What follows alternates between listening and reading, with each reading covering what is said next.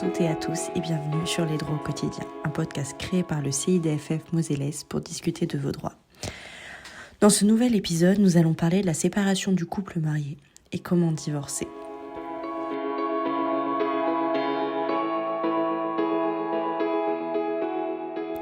Tout d'abord, la question est celle de savoir pourquoi divorcer. L'idée de divorcer existe seulement pour des couples mariés, peu importe depuis combien de temps. Tous les couples n'ont pas besoin d'une procédure judiciaire pour se séparer. Un couple de concubins peut se séparer comme il le souhaite. Quant aux personnes unies par un PACS, elles doivent soit faire une déclaration conjointe en mairie, quand elles sont d'accord sur la séparation, soit saisir un commissaire de justice, ancien huissier de justice, pour informer l'autre de la séparation quand cette décision est unilatérale. La question du divorce se pose alors pour un couple marié depuis plusieurs années ou depuis peu, qui ne souhaitent plus vivre ensemble et se séparer. Le couple marié a alors deux possibilités pour se séparer, la séparation de corps et le divorce. La séparation de corps ne met pas un terme au mariage. Les époux restent mariés mais ne vivent plus ensemble. Elle permet d'acter juridiquement une rupture entre les époux, d'aménager leur vie, notamment en organisant un mode de garde, en mettant en place une pension alimentaire pour les enfants ou pour l'époux au titre du devoir de secours. Elle organise la séparation financière des couples. Pour autant, les époux restent mariés, ils restent unis. En ce sens, ils continuent à avoir des obligations découlant du mariage, telles que le devoir de secours ou le devoir de fidélité. Il est alors impossible de se marier ou de se pacser avec une autre personne. Et les époux restent encore des héritiers l'un pour l'autre. En revanche, le divorce est une rupture pleine et entière du couple. Le mariage est totalement dissous. Les obligations existantes depuis le mariage sont terminées. Les époux reprennent une vie chacun de leur côté. Il est alors possible de se marier ou de se pacser avec une autre personne. Et les liens d'alliance sont repus avec la famille de l'autre. Il est également possible de passer par une annulation du mariage. Cela doit se faire pour des raisons spécifiques et les conséquences sont graves. En effet, quand un mariage est annulé, c'est comme s'il n'avait jamais existé. Les personnes n'auraient jamais été mariées. Donc tous les droits acquis par ce mariage sont perdus. En somme, le couple marié qui veut se séparer peut le faire en maintenant un lien de mariage par la séparation de corps, peut le nier totalement par son annulation ou le dissoudre par le divorce.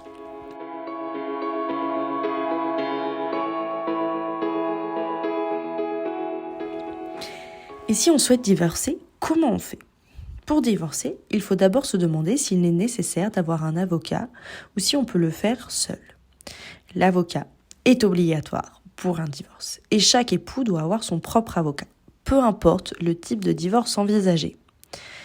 La difficulté rencontrée par les époux est bien souvent le montant des honoraires des avocats. Le coût d'un avocat pendant une procédure de divorce peut être élevé. Le montant va dépendre du lieu d'habitation, du type d'avocat et de sa renommée. Il n'est pas évident de connaître à l'avance une fourchette de prix. Néanmoins, il est possible d'avoir recours à l'aide juridictionnelle pour payer son avocat. Cette aide dépend des ressources, de la composition familiale et de la nature de la demande. Vous pouvez toujours simuler l'octroi de l'aide juridictionnelle sur Internet. Cette aide pourra être totale ou partielle en fonction de ses ressources. Si l'aide juridictionnelle est accordée, cela signifie que l'avocat sera rémunéré par l'État. Cette rémunération sera environ de 13 € par heure de travail. Il est toujours cependant possible de se voir opposer des frais de plaidoirie quand l'avocat doit parler devant les juges pour vous défendre ou des frais de justice qu'on appelle être condamné aux dépens. C'est-à-dire que l'aide juridictionnelle va rémunérer l'avocat, sauf quand celui-ci va parler devant le juge, et l'aide juridictionnelle ne prendra pas en compte les frais de justice.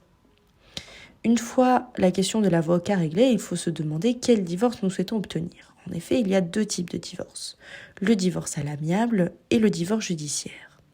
Le divorce à l'amiable, ou par consentement mutuel, suppose un accord des deux époux sur la rupture et toutes ses conséquences. Le divorce judiciaire, lui, nécessite l'intervention d'un juge pour acter la rupture et organiser ses conséquences.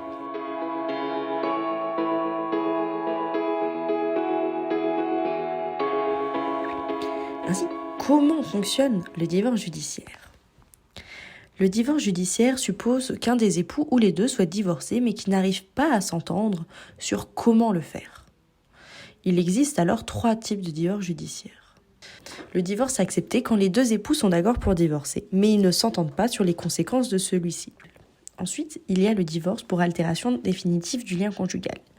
Il existe quand les époux sont séparés depuis au moins 1 an au jour de l'assignation, soit au jour où l'avocat a déposé la demande en divorce.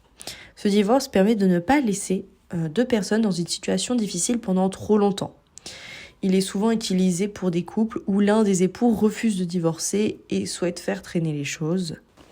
Enfin, le divorce pour faute existe si l'un des époux n'a pas respecté ses obligations découlant du mariage, rendant la vie commune impossible. Par exemple, les époux sont très attachés à la fidélité. Pour eux, c'est une valeur morale extrêmement importante. Et l'un des époux a eu de nombreuses infidélités. Éventuellement, les juges là pourraient reconnaître une faute. Malheureusement, de nos jours, on se rend compte que les juges prennent de moins en moins en compte la faute dans le divorce. Ces 3 divorces judiciaires ont la même procédure devant le juge qui se déroule en plusieurs étapes. Afin d'entamer un divorce judiciaire, l'avocat doit faire une assignation auprès du tribunal judiciaire et la faire signifier à l'autre époux. C'est-à-dire qu'il va déposer une demande au tribunal et demander à un commissaire de justice d'avertir l'autre époux. Si les 2 époux sont d'accord pour divorcer, ils peuvent éventuellement faire ensemble ce qu'on appelle une requête conjointe pour saisir le tribunal. Ils vont donc remplir un formulaire CERFA et le déposer au tribunal judiciaire. Une fois que le tribunal judiciaire est saisi, une première audience a lieu pour statuer sur les mesures provisoires. Ces mesures provisoires sont celles qui vont s'appliquer pendant toute la durée de la procédure en divorce. Elles permettent de commencer à organiser les conséquences de la séparation des époux en attendant le prononcé du jugement en divorce. Ainsi, les mesures provisoires comprennent l'attribution du logement familial, avec notamment la question de savoir qui va payer le loyer ou les crédits, et l'ensemble des factures. On a aussi la question de comment va s'organiser la garde des enfants, du montant de la pension alimentaire, quel époux va en bénéficier. On peut éventuellement aussi envisager l'attribution d'une pension alimentaire pour l'un des époux au titre du devoir de secours. C'est-à-dire que si un des époux ne peut pas subvenir à ses besoins, l'autre doit l'aider par le versement d'une pension alimentaire.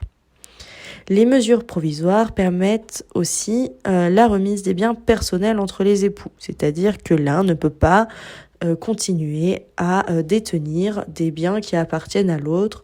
On pense notamment à des vêtements, téléphones portables, ordinateurs. À ce stade, les époux sont encore mariés, mais la séparation commence à s'organiser. Lors de cette audience pour les mesures provisoires, les époux peuvent être présents à l'audience ou se faire représenter par leur avocat et donc être absents. Lors de cette première audience, il y aura également la question de savoir si la cause du divorce sera prise en compte dans la procédure. Cela signifie qu'il faut déterminer si l'élément qui a causé la rupture sera reproché à l'un des époux ou aux 2. Ou si les 2 époux sont d'accord pour divorcer sans se préoccuper des raisons ayant entraîné la rupture.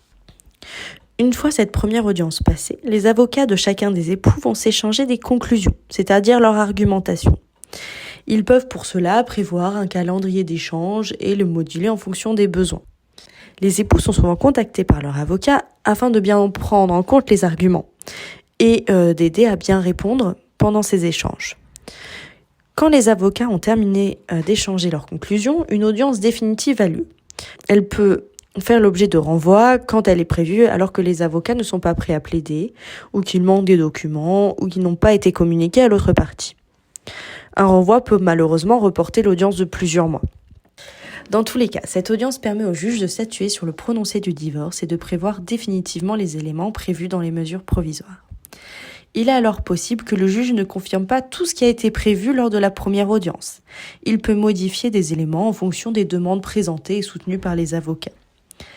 À la suite de cette audience, le juge met sa décision en délibéré à une date ultérieure. Donc ce sera à cette date que le jugement sera rendu. Les avocats pourront alors transmettre une copie certifiée conforme à leurs clients, qui seront alors divorcés.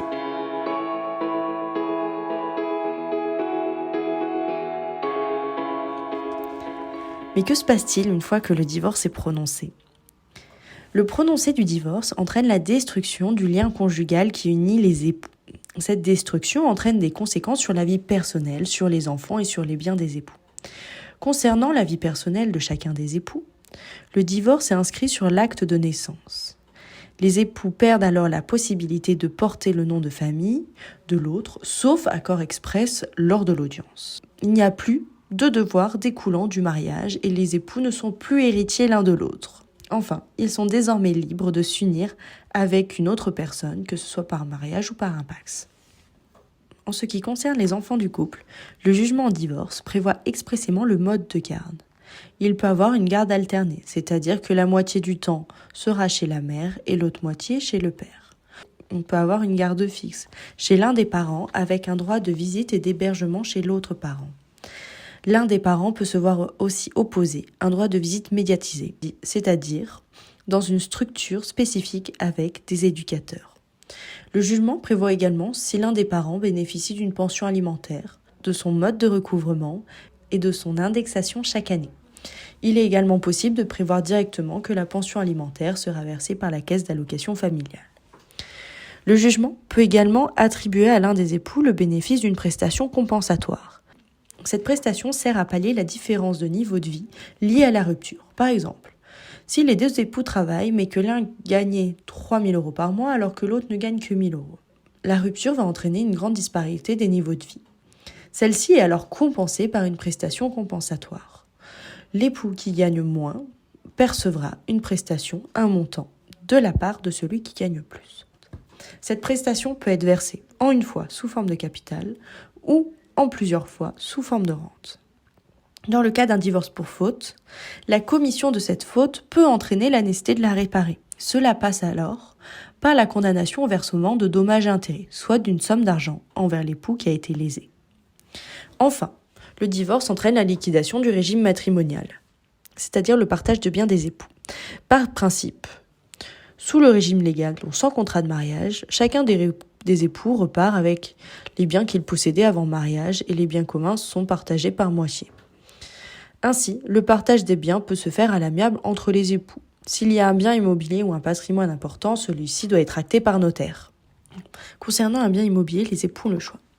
Ils peuvent vendre la maison et chacun récupère sa part, ou l'un des époux peut vendre sa part à l'autre qui gardera alors la maison. Si des conflits existent entre les époux au moment du partage et que le notaire n'arrive pas à les concilier, il est alors possible d'avoir recours à une médiation familiale. Le médiateur a pour objectif d'aider les époux à s'arranger entre eux. C'est un professionnel de la médiation qui aide les époux à parler et à s'écouter afin de débloquer des situations. Cependant, quand le dialogue est rompu ou qu'aucun arrangement n'est trouvé, il faudra alors repasser devant le juge aux affaires familiales pour obtenir un partage judiciaire des biens communs.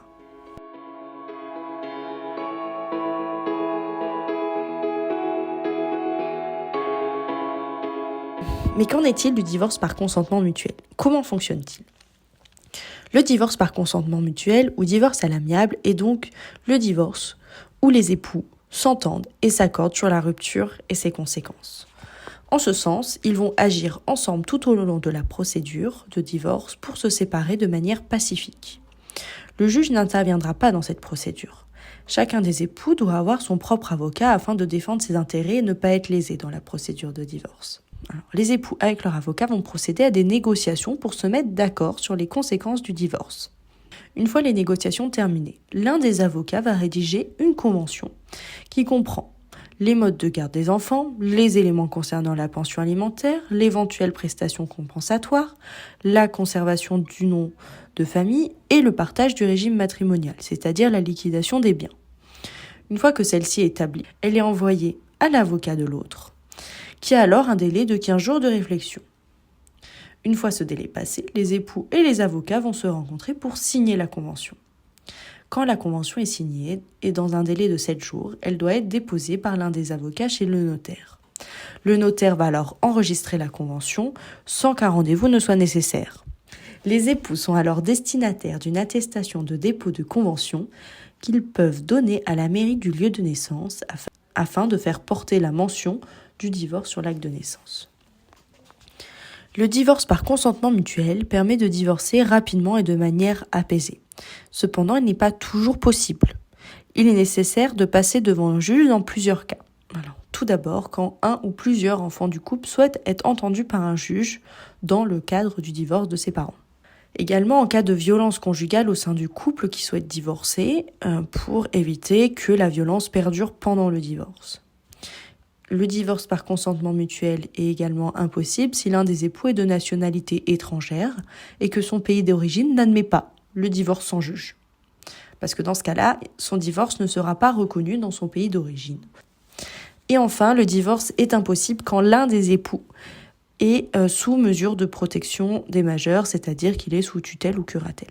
Il est également possible à tout moment de la procédure de basculer vers un divorce judiciaire et inversement, c'est-à-dire qu'on peut commencer par un divorce par consentement mutuel, puis ne plus s'entendre et avoir besoin d'un juge. Ou inversement, ne pas s'entendre, avoir besoin d'un juge et finalement réussir à s'entendre et décider de passer vers un divorce par consentement mutuel. L'objectif reste celui d'une séparation du couple marié afin d'organiser les conséquences de la rupture, que ce soit pour les personnes des époux, mais également pour leurs enfants et les biens communs. Je vous remercie pour votre écoute. Si vous avez aimé ce podcast, n'hésitez pas à le partager autour de vous et à en parler. Et restez connectés pour ne pas manquer le prochain.